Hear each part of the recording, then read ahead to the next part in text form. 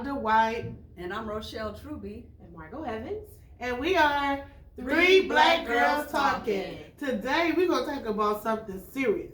Now, many of you guys don't have any kids, but if you're thinking about having kids, this is the show to watch. We're going to talk about this new generation of kids that have a smart mouth, think they know everything. You try to tell them something and they think, Google said this and that. No, you know what? We ain't talking about what Google said. I said don't do it. You know what I'm saying? These kids have the internet. They know too much. They're growing up with tablets and all this kind of stuff. And I think that it's messing up the parenting. Now, every generation always thinks that the new generation is worse than the last. But I'm trying to tell you, these kids are on another level. And I want to know if you guys understand it or if you agree that these kids are out of control. Yes. What you think? Well, I have a 14-year-old. Oh, Lord. He's been working my nerves so much. So Ooh, I already know, man, he gets into so much. And then I have a 22-year-old that I try to tell stuff now. I know 22, you might think that 22 is grown. But even though they're in their 20s and they live at home, they're still under your roof and you still got to school them. And then you try to tell them stuff and they just do not want to listen. So it's my 14-year-old works my nerves and my 22-year-old works my nerves. I have to stay prayed up with them. I'm telling you. I believe it. I believe it. These kids are out of control. I'm telling you, especially teenagers. Okay, they have a smart mouth. They have no respect for authority. They think they know more than adults, and some of them do know too much, though. You know what I mean? Before we didn't know nothing. We was dumb, right? Right. They kept us dumb. We didn't know. We asked them, where do babies come from? They been and told us the stork or something. And we be like, the stork, right? Now kids be like, they can click it in and see what's really See where it came going on, and that's what makes them think they grown, right? Mm-hmm. Michael, what was you saying, girl? Go ahead. No, I don't have any children. I have nieces and I have nephews, and when I see young kids growing up these days, I just don't know how or why things are happening. I wish sometimes that I could take some of those kids and whoop them myself, but I know. Right, you gonna be up in jail. I know that would be jail. Kids. Touching other people's kids. I really do hold myself back, but they are bad. They don't listen. They think they know everything, just like you said. And they have the internet. These kids are born with tablets. They come out with a tablet. Like they can do, my little nephews, they 3 years old, they can figure out how to turn the tablet on. They just have everything at the tip of their fingers. And they think they know everything. And they have a sense of entitlement, man. Oh. Man, they just think they're entitled to everything. You owe them something. Yeah, right. You owe them. We gave you life. What more did you want? You know what I'm saying? It's like, it's not even the teenagers either. It's the little bitty ones. Now, I have a great nephew, okay? 2 years old, and he's smart. His mother said to him, I need you to eat some food. He said, no. And she said, you don't tell me no. And he said, no way. He was that smart. I'm not even lying. He was that smart to know that no way was different than no. Like, I didn't say no way. How you 2 years old knowing that? Really? No. They know. They know. Right. They've been here before. I feel like they've been here before. And sometimes, I'm sorry, like I said, I don't have no kids. So I'll laugh because I'm the auntie, so I can laugh at when they say stupid shit. I laugh if they ain't my kids, but if they my kids, you want to choke them. Right.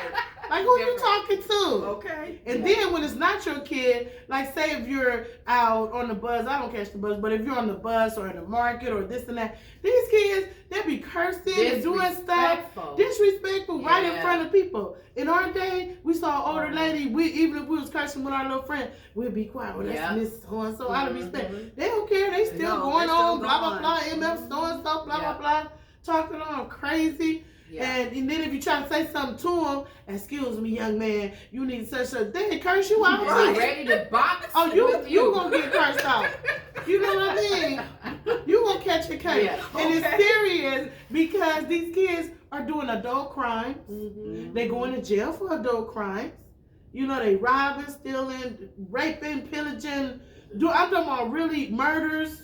Yeah. These kids in high school killing people because they didn't make the cheerleading squad or killing some girl. I'm serious. Killing some girl because she didn't like them and he didn't like her or whatever. It's crazy. Cyberbullying. And get that, people, it's really, really, this generation, I won't say that it's lost because I refuse to give up on them. Yeah. But these kids are out of control, and I don't know what to do. Now, as parents, we black, okay? We black girls talking, okay?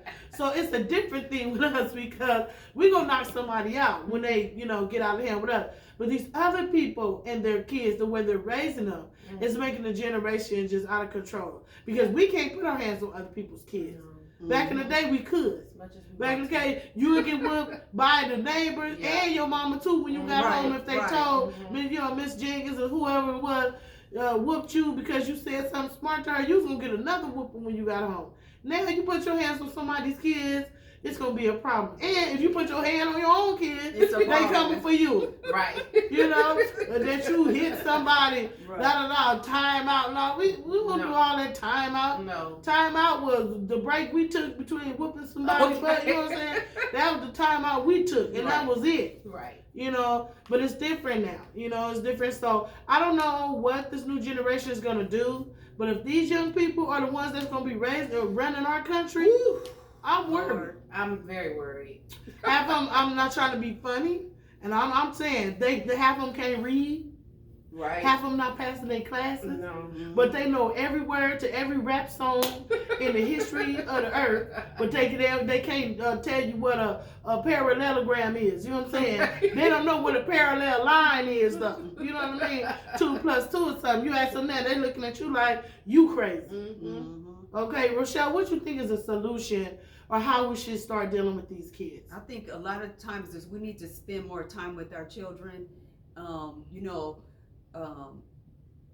Have them get off the internet and have them do more reading. Take them outside, do outside things with them, because really at the end of the day, I think that children want to spend time with their family.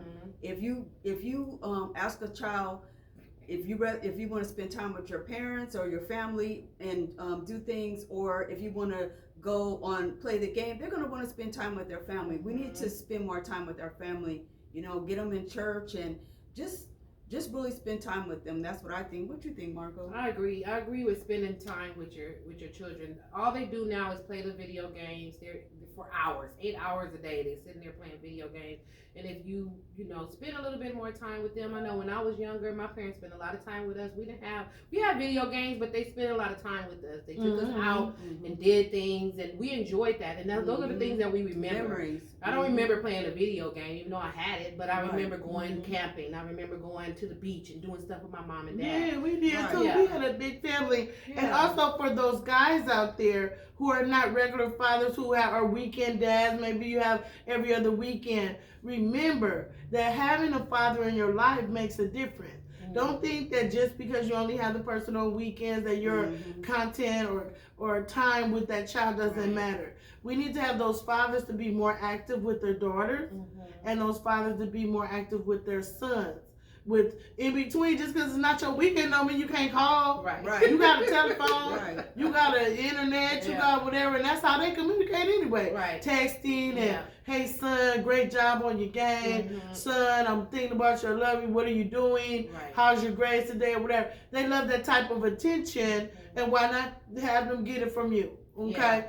So these kids are off the chain, but we still gotta love them. Yeah. We can't give up on them. So, final words, ladies? Just watch your kids and have fun with them. And take care of them. And just love them. Also, to those parents who think your little darlings don't ever do nothing, when people tell you what your kids are doing, don't be like, they messing with my baby. No, your baby is bad, okay? Your baby is messing up. And when 10 people telling you that little Chucky is acting a fool. Little Chucky acting a fool. When little Chucky acting a fool. So don't be foolish and be blinded by your love. If your child is having some issues, maybe you can get them some help. Maybe you can spend more time with them and correct these behaviors instead of, passing it up and saying, oh, they just messing with my baby. Yeah, your baby is bad. So, on that note, we are 3 Black Girls Talking. 3 Black Girls Talking. 3 Black Girls Talking.